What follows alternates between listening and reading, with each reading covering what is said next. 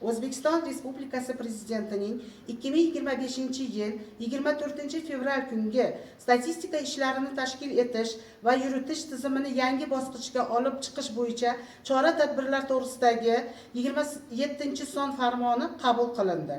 Farmon 17 banddan iborat bo'lib, unga ko'ra Prezident huzuridagi Statistika agentligi Milliy statistika qo'mitasi sifatida qayta tashkil etildi.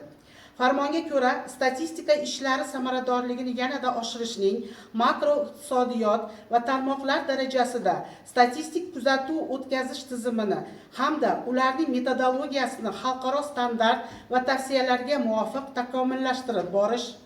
integratsiya jarayonlarini kengaytirish orqali statistika hisobotlarini qisqartirish va biznesga hisobot topshirish yukini kamaytirib borish,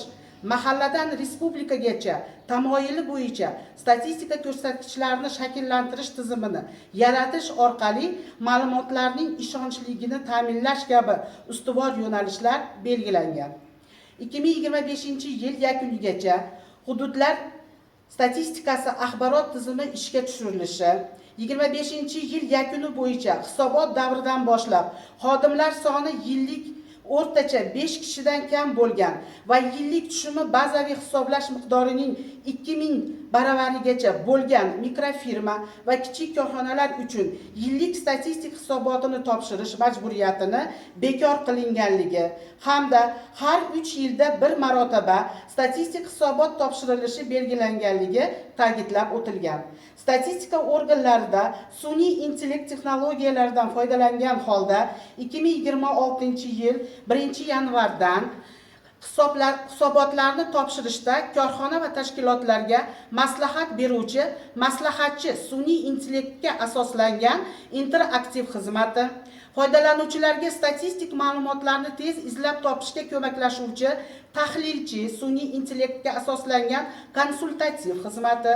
statistik kuzatuvlarni telefon yordamida o'tkazish imkonini beruvchi kal markaz faoliyati, interaktiv xizmat turlari joriy etilishi ko'rsatib o'tilgan. Shu bilan birga farmonda 25-yil 26-o'quv yilidan Milliy statistika qo'mitasida Toshkent davlat iqtisodiyot universitetining iqtisodiy statistika kafedrasi filiali tashkil etilishi, 2025-yil 1-iyuldan yakka tartibdagi tadbirkorlarni davlat ro'yxatidan o'tkazishni, ular shug'ullanishi mumkin bo'lgan faoliyat turlari hamda iqtisodiy faoliyat turlarining umum davlat tasniflagichi asosida amalga oshirilishi,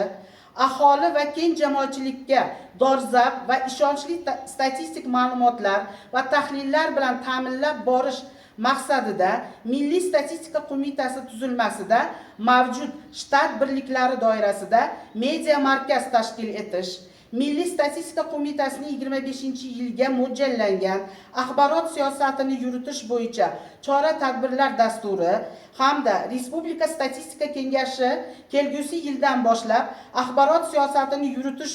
bo'yicha chora-tadbirlarning yillik dasturini tasdiqlash belgilab berilgan.